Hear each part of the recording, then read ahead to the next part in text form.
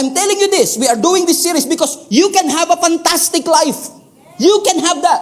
Pwede ka magkaroon ng isang buhay na maligaya. You don't have to live a foolish life if you're going to make a decision right now na sundin ang ating Panginoon. No? Pwede kang mag-tour sa isang bansa o sa isang probinsya natin dito sa Pilipinas kahit wala kang tour guide. Pero ang trabaho ng tour guide, i-enhance ang iyong tourist experience. Now, hindi lahat ng tour guide magaling. Pero ang purpose ng lahat ng tour guide, i-enhance. Pwede kang mag-tour kahit walang tour guide, pero i-enhance ng tour guide yung iyong experience kung willing ka magbayad. And a person that is willing to pay the price of following Jesus will enhance their life. Yung buhay na pabagsak, pwedeng gawin ng Lord a fantastic life. If you will just make a decision today, come on 3 p.m. service, to make Jesus as your Lord and Savior. Palapakan natin ang Panginoon.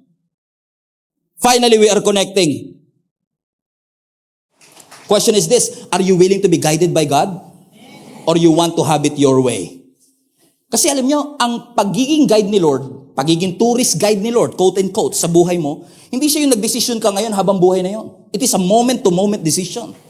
One step at a time, one stop at a time. Ganon ang relationship na gusto ng Lord na mangyari sa iyong buhay. Hindi lang every year, expiration date. Hindi lang every 5 years. Kundi every moment, every decision, every breath, every second, every minute of your life.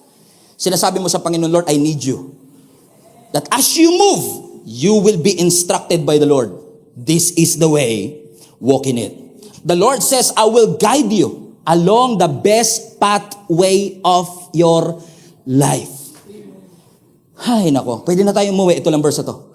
Biruin mo nangako ang Diyos. Willing ako guys ha. Nagabayan kayo sa pinakamainam na daan kung gugustuhin mo lang. And I have promised you, I will advise you and watch over you. The question is this, are you willing na ipagkatiwala ang iyong future sa Diyos na lumikha ng langit at lupa? It's your choice.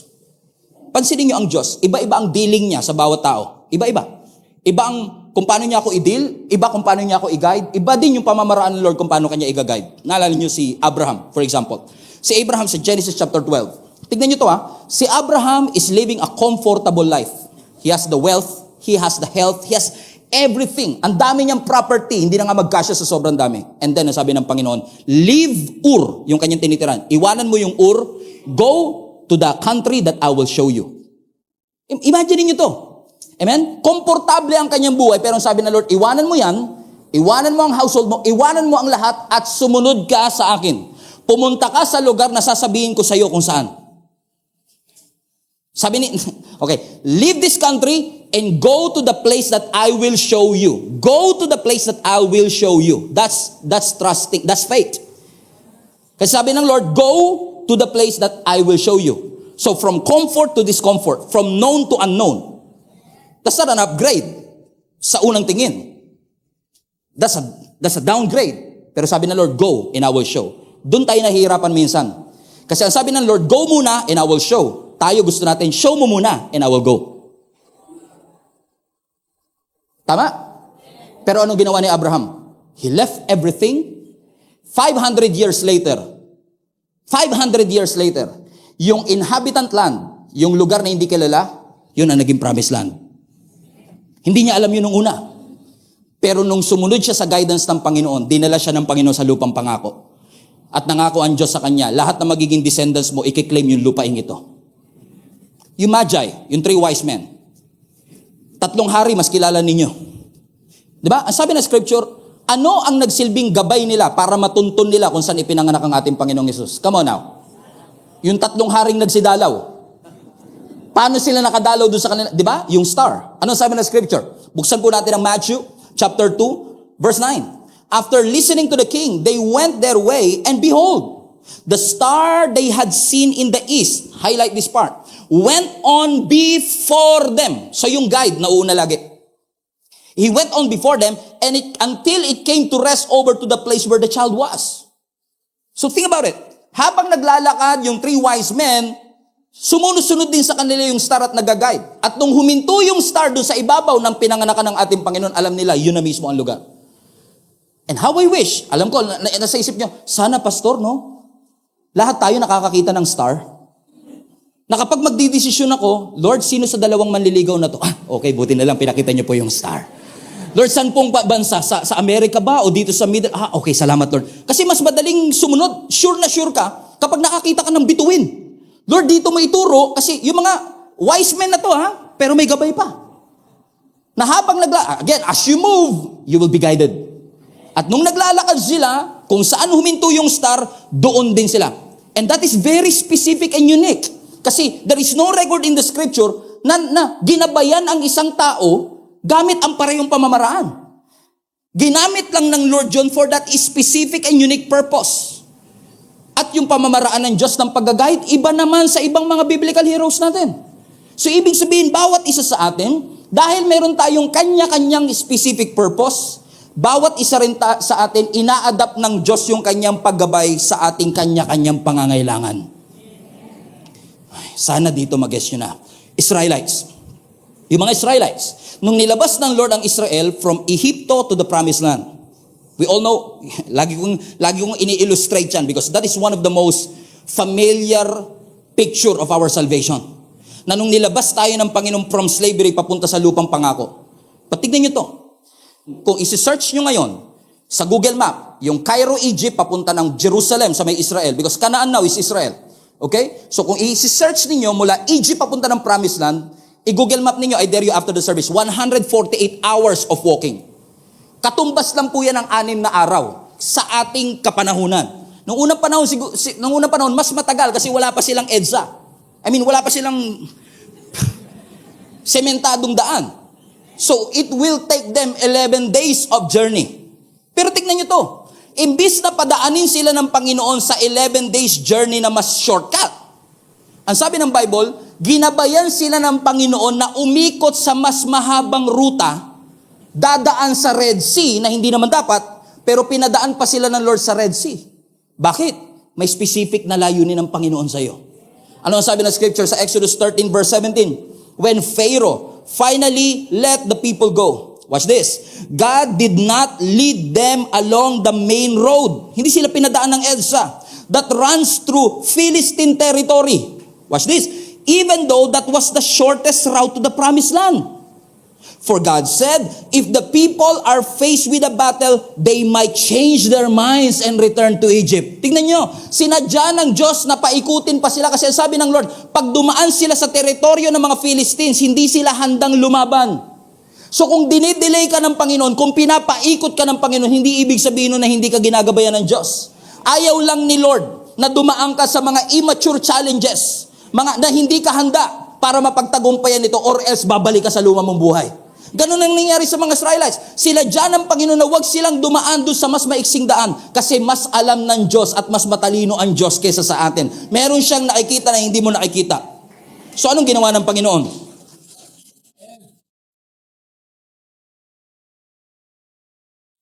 So anong ginawa ng Panginoon? Verse 18, highlight this part. So God led them in a roundabout way. Pinaikot sila ng Panginoon through the wilderness towards the Red Sea. And that Red Sea, Exodus 14 rather, is one of the most famous miracle that ever happened. Nung hinati ni Moses ang Red Sea na hindi naman na dapat nangyari in the first place kung dumaan sila sa shortcut. Pero inalaw ng Panginoon na dumaan sila doon, not to punish them, not just to delay them, but to bring them out. Hindi gamit ang kanilang lakas, kundi gamit ang lakas ng ating Panginoon. Amen? Alam ng Diyos hindi sila ready sa battle. Kaya nung dumating ang mga Egyptian, di ba, nagpanic sila. Kung sanay sila sa battle, hindi sila magpapanik. They cannot defend themselves. Hindi nila kayang ipagtanggol ang kanilang mga sarili, pero doon din nila na-witness kung paano silang ipinagtanggol ng ating Panginoon. The moment that they left Egypt, listen, the moment that they left Egypt, hindi na sila iniwan ng Diyos. The moment na iniwan nila ang Ehipto, hindi na sila pinabayaan ng ating Panginoon. Despite of their repeated failures, despite of their katigasan ng kanilang mga ulo, ginabayan sila ng Panginoon. And contrary to popular belief, hindi si Moses ang nagdidirect ng kanilang ruta. It is God Himself that guided them to the right track and to the right route. In fact, not the physical presence of God, pero gumamit ang Lord ng pillar of cloud na magiging gabay nila. Ano ang sabi ng scripture sa Exodus 13 verse 21? And the Lord went before them. Here you go again. Pag guidance talaga, laging before you, before you, before you. The Lord went before them by day in a pillar of cloud. Highlight this part. Along the way. And by night, a pillar of fire to give them light, that they might travel by day and by night. Sabihin mo, umaga at gabi, sabi ng Lord, walang shifting to, 24 hours. Kapag sinabi ko sa inyo, lumakad, lalakad kayo. Eh Lord, madilim. O, may pillar of fire. Pastor, Lord, mainit. May pillar of cloud. Because where God guides, He provides. Kung saan ka man papuntahin ng Panginoon, siya maggagawa ng paraan para isustain ka doon. To give them light, that they may travel day and night. The pillar of cloud by day and a pillar of fire by night did not depart from the people. Hindi sila inawanan noon. In fact, mayroon akong picture dito. In-AI ko na lang, wala akong makita sa Google. Okay, nag-fabricate ako ng AI image of a pillar of cloud. Base sa sinasabi ng scripture. Tignan niyo po itong picture na ito. Okay? Yung pillar of cloud, ito po ay parang haliging ulap. Na every time makikita po nila yung haliging ulap nila, alam na kagad nila, doon tayo pupunta. So hindi nila makita yung physical na itsura ng Diyos, pero ito yung nakikita nila because ang sabi ng scripture, the Lord went before them in a pillar of cloud. So ibig sabihin, every time makikita nila tong pillar of cloud, hindi nila makita physically ang Diyos, pero itong pillar of cloud na to, ang visible symbol ng presensya ng Diyos. Itong pillar of cloud na ito, ang visible symbol ng proteksyon ng Diyos. Kasi tatlo ho function ng pillar of cloud eh. Ang pillar of cloud, hindi lang yan na magsisilbing GPS nila kung saan sila pupunta. Ito rin ang nagsisilbing shield nila sa araw na mainit. At kapag kapunta ho kayo ng Middle East, lahat ng mga taga Middle East, makaka-relate sa akin, na talagang kapag summertime at nasa gitna ka ng wilderness, ay talagang napakainit ho. Yung nga lang nakakapagtaka sa Middle East, sobrang init, di ka pagpapawisan, sobrang dry. Hindi ka tulad sa atin, pagkatapos mo palang laligo, pagpawis ka na kagad. O sa Middle East iba, talagang dry, na pag nandun ka sa wilderness, imagine niyo, nag-travel po sila for 40 years without that pillar of cloud na nagsishade sa kanila, mahi-heat stroke sila. And God knows it already. Hindi nila diniman suggestion, binigay lang ng Diyos sa kanila yun. Sana pansinin niyo naman ako. Amen. Pero bukod doon mga kapatid, na nagsilbing shield nila sa araw, yung pillar of cloud din ang nagsilbing protection nila. Tignan nyo to, nasa wilderness ka. Okay? Exposed sila. At kapag nakita sila ng kalaban, dahil hindi sila trained, pwede silang mamatay, ma-ambush in the middle of the wilderness. And this pillar of cloud ang nagsilbing shield nila para hindi sila makita ng mga kalaban. In fact, itong pillar of cloud na ito ang nagsilbing protection nila laban sa mga Egypt.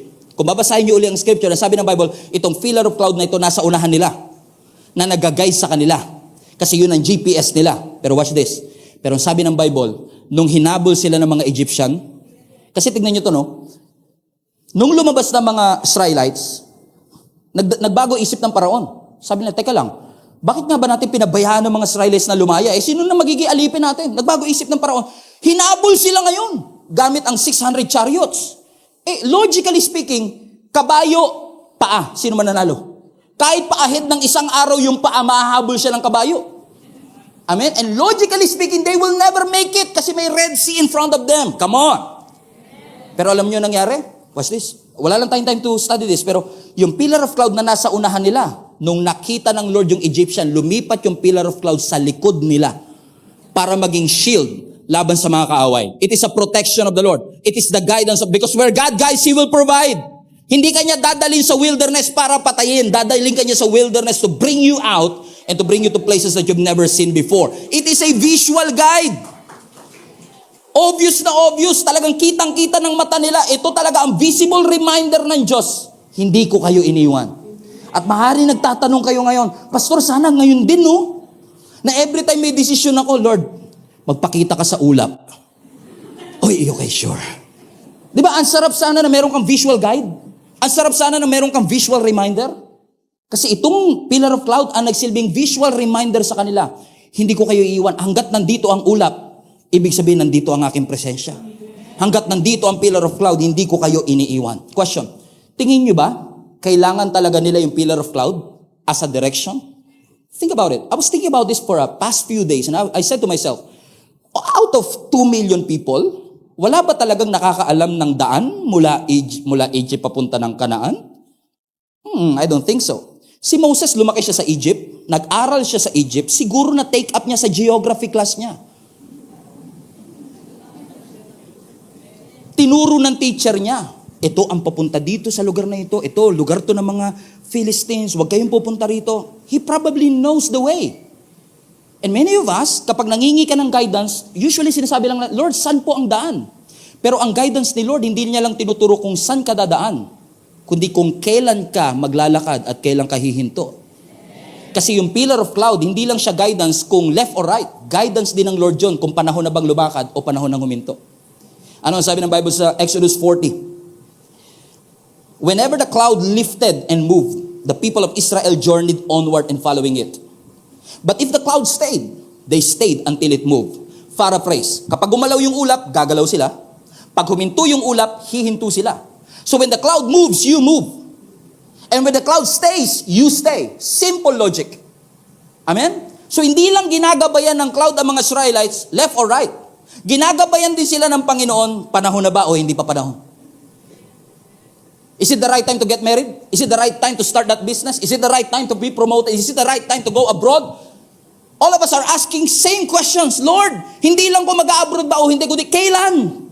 Hindi lang question kung mag-aasawa ba, ang tanong kailan, Lord? Baka po nakalib yung papel ko na sa ilalim na pakilagay po sa unahan. Urgent na po, Pastor.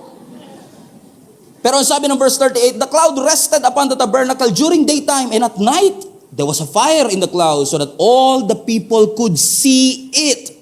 Ibig sabihin, bawat tao, 2 million of them, they have a visible representation. Siguro pagising na isa, uy, gumalaw na yung ulap, lika na, galaw na rin tayo kasi kapag gumalaw ang ulap, gagalaw silang lahat.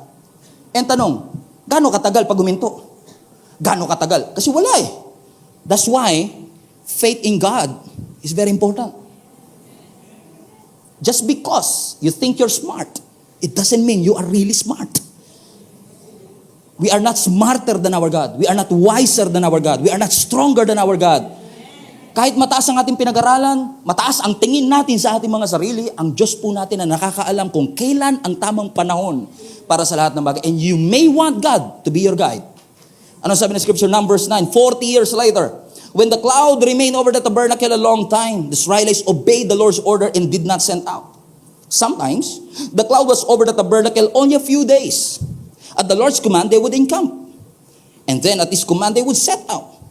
Verse 21, sometimes the cloud stayed only for an evening till morning. Minsan yung cloud overnight lang. Alam nyo, iniisip ko pa lang yung logistics. 2 million people hihinto.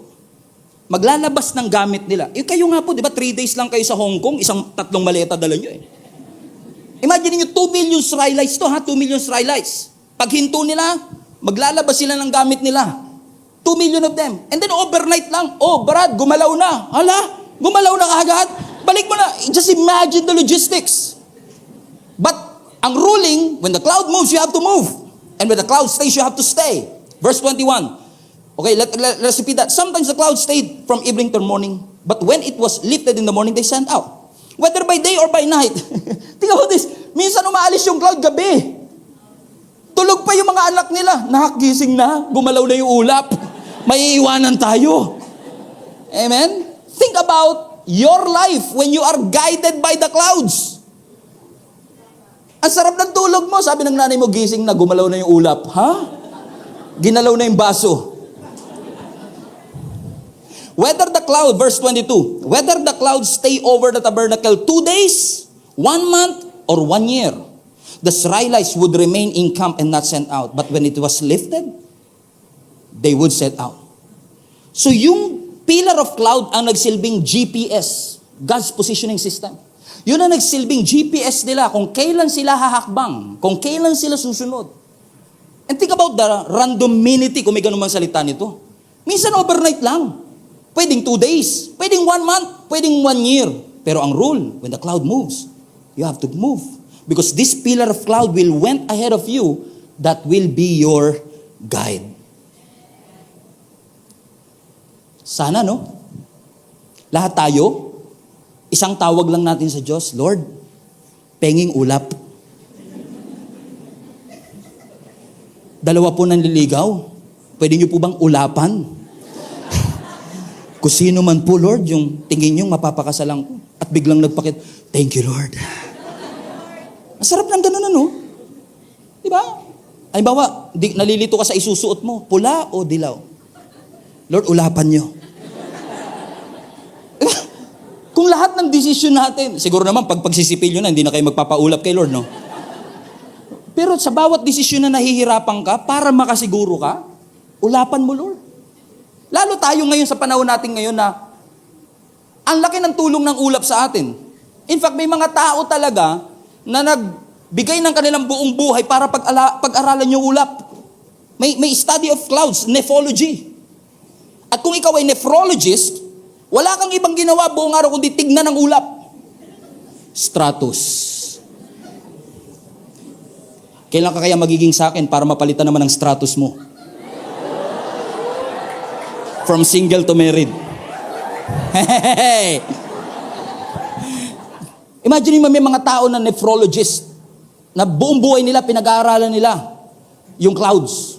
Cumulonimbus. Naalala niyo sa science natin? Di ba? And we have this meteorological and technological advantage today na makita ho natin kung ano ang matutulong. Iba, in fact, sa ulap pa lang malalaman mo na kung ano weather. Tama ho ba mga kapatid? Physical cloud. Pero sa Bible, every time the cloud was mentioned, laging mayroong significant happening. For example, nung si Noah, binaha, kasama yung mga dinosaur. Naalala niyo yung story na yun? Alam niyo na yung sagot, ha? Sinabi ko na. Okay? Nung nagkaroon ng matinding baha, umulan ng bumaha, nasabi ng scripture, lumampas pa sa pinakamataas na bundok sa mundo, Mount Everest. Ang sabi ng scripture, pagkatapos ng lahat ng dilubyo, dumating ang maraming ulap at lumabas ang rainbow. Let me say this politely and respectfully. Yung rainbow is a symbol of God's promises. Huwag nyo nang gamitin sa iba. Kasi pang promise ni Lord dyan. Huwag nyo nang i-repurpose. Amen? So, nung lumabas yung ulap, it is a signification, yung pangako ko kasama nyo pa rin.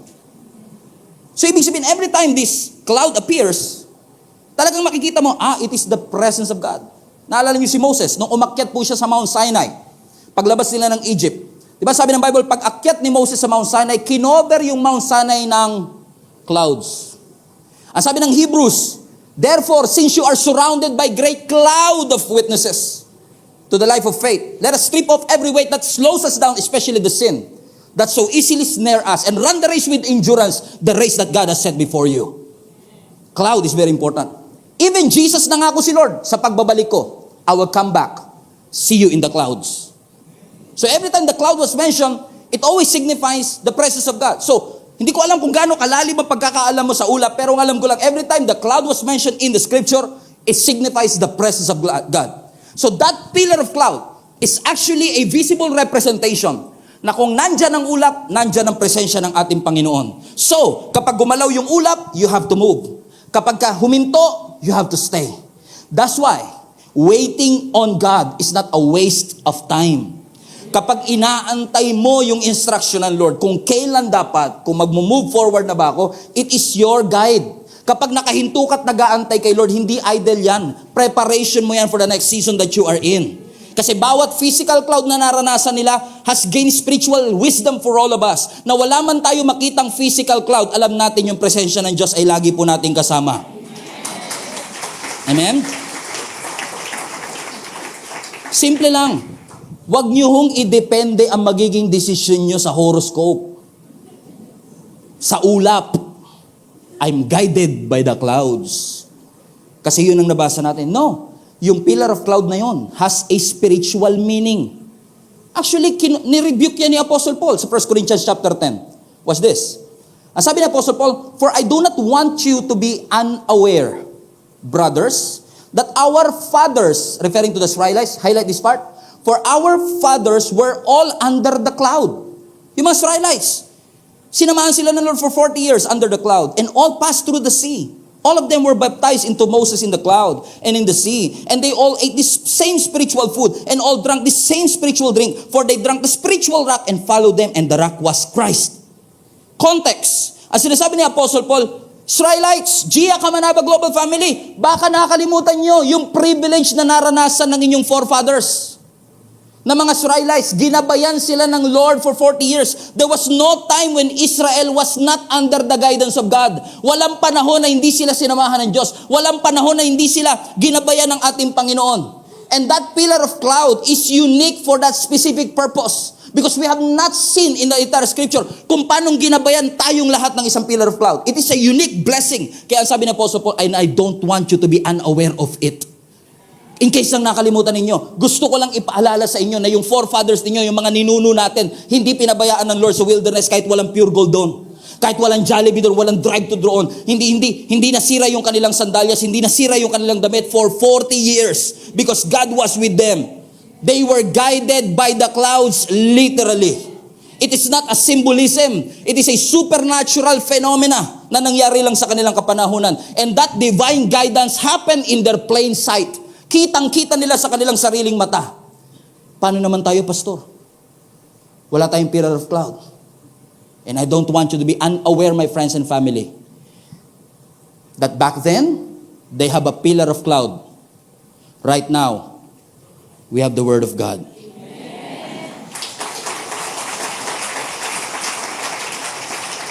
So, hindi mo na kailangan mag-antay sa ulap para makapagdesisyon. Kailangan mo lang basahin ang sinasabi ng ating Panginoon. God is willing to direct you. This book has a lot of principles that are still relevant in our age, in our generation right now.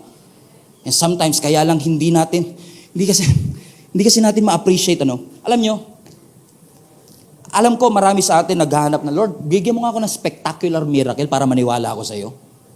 That we tend to realize, we forget to realize that even you, right now, na humihinga pa, is a blessing. That's a miracle. Sa lahat ng naging doktor dito, alam nyo kung gaano ka-intricate ang details ng ating katawan. Magiging born again ka kung nakinig ka lang sa anatomy class. Sa tindi ng somebody must have been concerned about me. Na even yung blood flow ko is regulated. May system. Reproductive, may system. Lahat may system.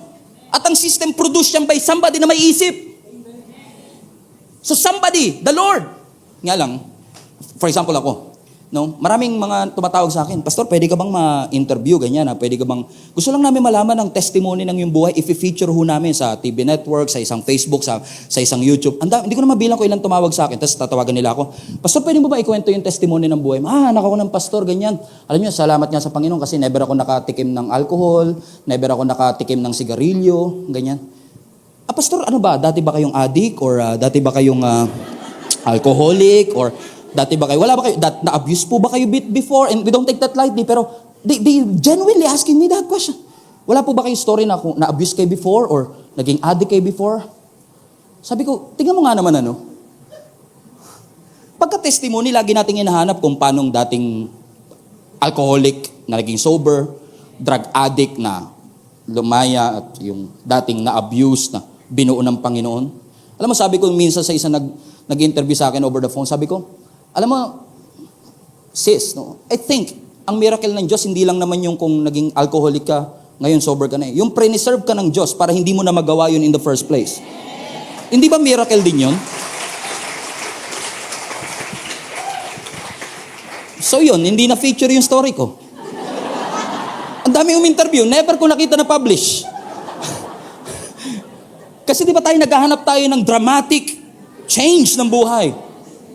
Amen? Pero yung pre-serve pa ng Panginoon, alam mo, masarap pakinggan yung testimony na may cancer ako, pinagaling ako. Pero yung hindi ka na nagka-cancer, hindi ba milagro yun? Milagro din yun, yung pre-serve ng Diyos. Milagro din siya eh. So yung sinasabi ni Apostle Paul, ayoko maging unaware kayo na pinapasalamatan nyo lang yung mga big miracle, spectacular, nagpababa ng apoy ang Panginoon gamit ang kamay ni Elijah. And all of that are miracle in and of itself. And sometimes because of that, hanggang ngayon, hinahanap natin yung ganun.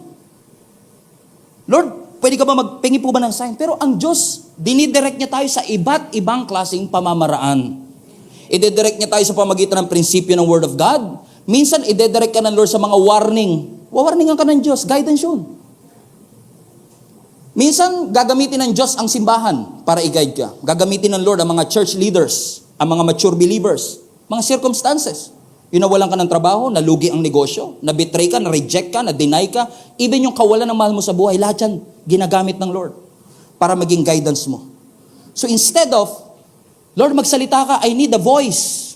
Sabi ng Lord, you need a voice? What you need is a verse. What you need is a verse from the scripture that will guide your right path. Huwag na tayong antay ng antay sa boses. Baka pag nagsalita si Lord, manginig rin naman eh. Lord, magsalita ka. Imagine niyo yung pinagpipray nyo. Lord, magsalita. Kung nagsalita sa Lord, ano yung sinasabi mo? Bay, bumagsak ka, tingnan nyo sa scripture, makita, anghel pa lang nakikita nila, napapadapa na sila sa sobrang takot. Be careful what you pray for. Amen? Lord, I need a voice. Na minsan, yung iba, they go to the extreme lengths na, show me a sign, show me a sign, show me a sign. Tanong siguro ng iba, masama ba humingi ng sign, Pastor? Sa pagtahimik nyo, parang gusto nyo malaman ng sagot, ano? Naramdaman ko eh. Okay. Now, God is a God of wonders. God has the power to suspend natural laws para ma-accomplish yung purpose niya. If that means pagsalitain niya ang donkey, He will do it. If that means na pahintuin niya ang earth from rotating or sun to still, He can do it. Ginawa yan ni Moses, ni Elijah, ni Elisha. Even Jesus performed miracle that is not logical. It's not based on a natural law. Kaya ngayon, people are seeking to experience the same thing. Pastor, ba't hindi gawin ng Panginoon sa atin yan? Kaya minsan, pagka ang Diyos hindi nagpakita, wala kang nakitang magnificent, spectacular sign, naghahanap ka ng zodiac sign. Numerology, horoscope, fortune telling, nanguhula sa kamay. Pastor, kasi kinakabahan ako, yung guhit magkahiwalay. Sabi po kasi nila, Pastor, pagka magkahiwalay daw po yung guhit, mukhang madali daw po ang buhay. Tsaka parang ang iksi po nito oh. Parang palagay ko, maiksi lang po ang buhay ko. Dahil hindi mo marinig ang Diyos, dahil hindi mo makitang bumababa yung angel o yung langit, nagre-refer tayo sa tarot cards, palm reading, horoscope, na ipinagbawal ng Diyos. Kasi lahat ng bagay na pinagkakatiwalaan mo aside from God, kinategorize ng Deuteronomy yan, divination lahat yan. Kasi naghahanap ka ng assurance sa future. Sino po kaya mapapangasawa ko?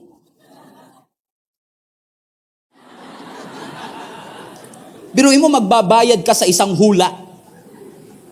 Hula, hindi nga sure.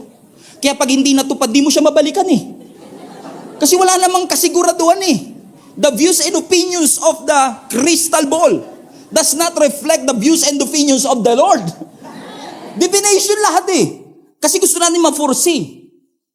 And hindi po guarantee na porkit may makita kang milagro, ay guarantee po yun na maniniwala ang tao. Si Jesus nga, kabi-kabila milagro, binuhay na si Lazarus ha? Ano ang sabi ng mga Pharisees? Show me another sign. Hindi pa ba sapat yung binuhay ko si Lazarus? Another sign na naman? Kasi si mga Pharisees, ang harap lang nila, tinitest lang nila si Jesus. Kung talagang totoo ang ating Panginoon. Gusto nila ng spectacular miracle, magpababa ng apoy katulad ni Elijah. They are waiting for the big miracle. Naghahanap tayo ng visible guide natin. At minsan yung visible guide, nagiging idolatry na. Amen? Ano ang sabi ng scripture, Jeremiah 10? Fasten your seatbelt, ha? Hindi ko to sinabi si Lord. I know, Lord, that our lives are not our own. We are not able to plan our own course. Is that clear enough? Okay. Mas kikilabutan kayo sa context. And I challenge you after the service, read Jeremiah 10, the whole chapter. When you read the whole context of Jeremiah chapter 10, again, wala akong inaataking kahit sino, ha? Babasahin ko lang yung sinabi ng Bible. Okay pa? Okay, sabi mo sa katabi, wala naman tayong magagawa eh. Andito na tayo. Kunwari pa si pastor eh. Actually, ang context ng Jeremiah 10 ganito. Ang sabi ng Lord sa mga nation of Israel, alam nyo, ito, dinagdagan ko na ng konting personality ko, pero yun yung sinasabi ng Jeremiah 10 ha. Alam nyo yung mga practices nyong mga tao, napaka-worthless. Biruin nyo. Sabi ng Lord magpuputol kayo ng kahoy, huhugisan yung parang Diyos. Tapos papalimutaan nyo ng silver and gold. Ididikit nyo para hindi matumba. Ipapako nyo para hindi mabuwal. Eh yung mga Diyos-Diyosan nyo na yan, parang panakot ng ibon dun sa bukid. Sabi ng Diyos, basahin nyo Jeremiah 10. Parang panakot lang yan ng ibon, hindi nga yan nagsasalita. Kailangan mo pang pasanin kasi hindi makalakad. Sabi ng Bible, ano bang matuturo sa inyo ng Diyos-Diyosan yung kahoy?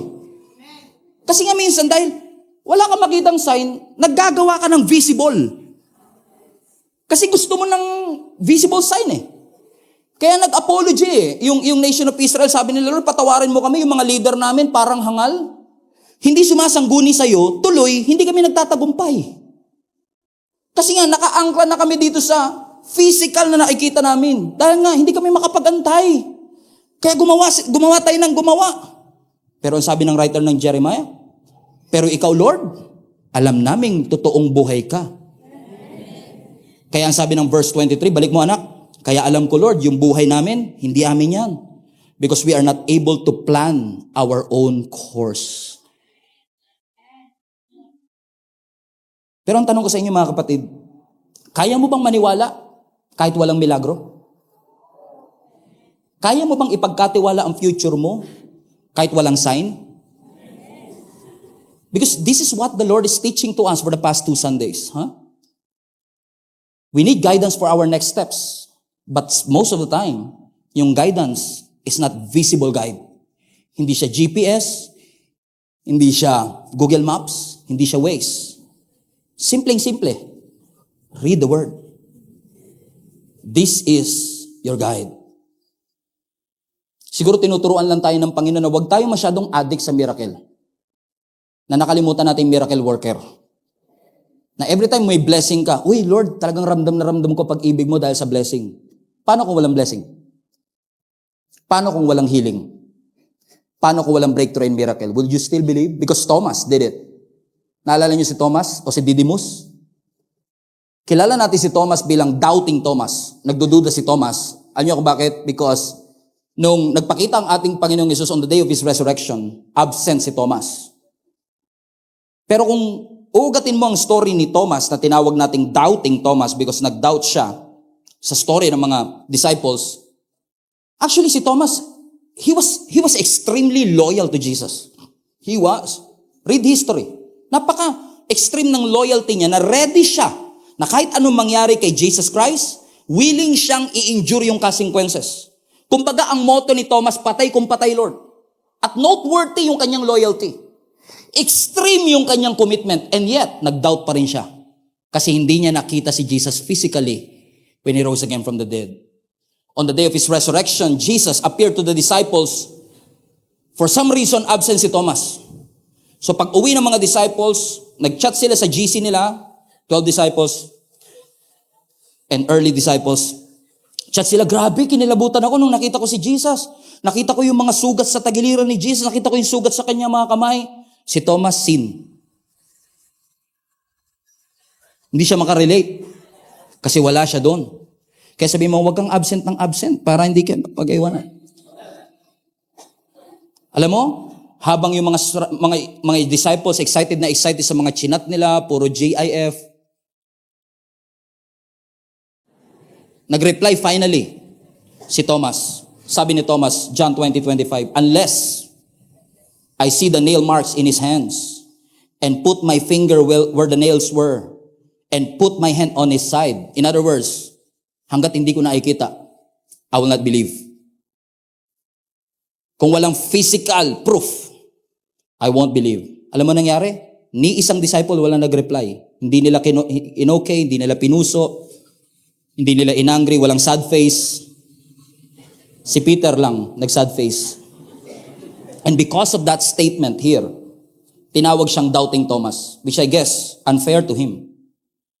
Because although he said, to see is to believe, and Thomas doubted, but he's not a doubter.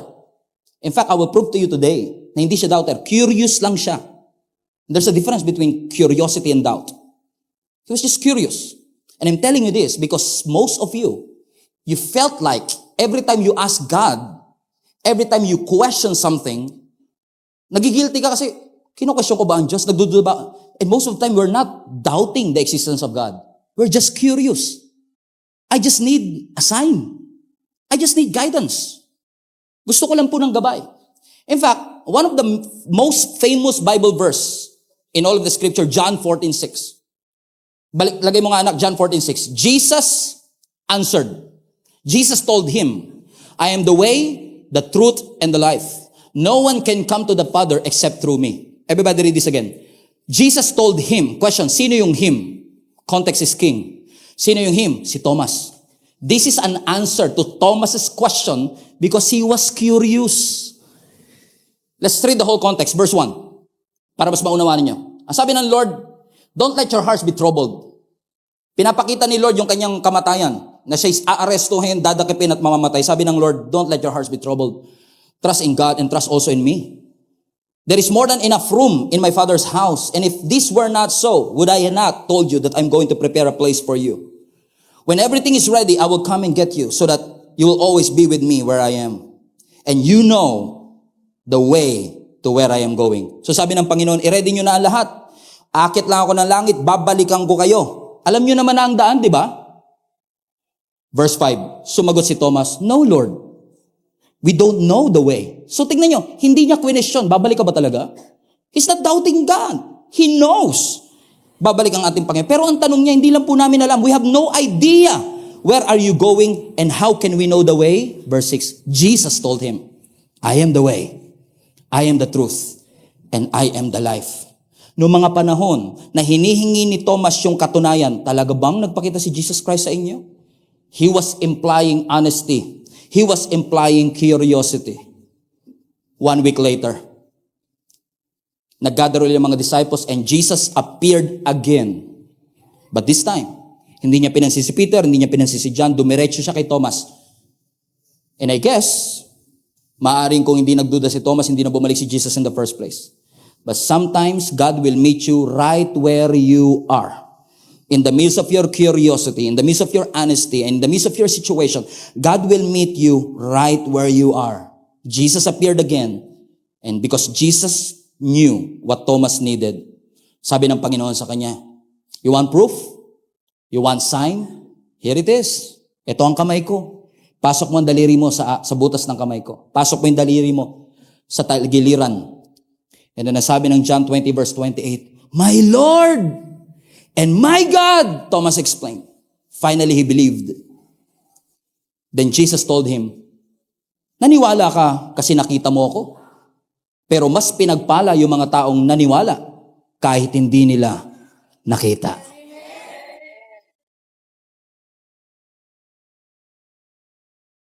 Maganda ang milagro. Maganda ang sign. Ano sabi ng scripture, sabi ni Lord, kaya ka naman naniwala kasi nakita mo ako . Pero mas mapalad yung GSMNB Global Family. Kasi sila kahit hindi nila nakita, naniwala sila. At the exact point of his need, when he's been asking question, when he was started to get curious, the Lord appeared to him and guided him back to his faith. And you know what happened to Thomas? Because of this incident, he was so fired up. He was so passionate that when Jesus went back to heaven, Thomas preached the gospel to Southwest Asia and India. And many Gentiles like us believe in Jesus Christ because of his faith. So it's unfortunate na tinawag natin siyang doubting Thomas, but I believe that Thomas should be known for his loyalty, for spreading the gospel of Jesus Christ, for spreading the gospel to the Gentiles. What I'm saying is this, most of the time, hindi natin kailangan ng miracle. Hindi natin kailangan ng pillar of cloud. Hindi natin kailangan ng pillar of fire. We don't need to be guided by the clouds. We just need to trust the Lord that whatever He wrote in this 1,000-year-old book is our guiding light, the guiding principle for our decision. So global family, kaya niyo po ba na ipagkatiwala ang inyong future sa Diyos na lumikha ng langit at lupa? Kasi ang ipinangako ng Panginoon, I don't know who is this for, pero ipinangako ng Panginoon that even in your darkest moment, He will be with you. He will guide you. At kung saan ka mandali ng Panginoon, kung saan ka mandali ng Diyos, huwag kang matakot, may budget ba kami? Paano na masusustain ba kami? Ipipreserve ba kami? No. Where God guides, He will provide. Sang ka man dali ng Diyos, ang Diyos magpo-provide. In fact, when you follow Him, I guarantee you, He will elevate your lifestyle. He will elevate the way you live. Because when you follow Jesus, He will open doors of opportunity that you've never expected na bubuksan ng Diyos. You will go to places that you've never expected na mararating mo. He will open opportunities na hindi mo ina-expect na madadala ka ng edukasyon mo. But God is able to do exceeding abundantly above all that we could think or imagine. You don't need a miracle. You just need a trust. Tiwala. Magtiwala sa Panginoon na wala man ako nakikitang visible representation of His presence, I can feel Him in my spirit. Nararamdaman ko ang Diyos, kasama ko siya. Saan man ako pumunta.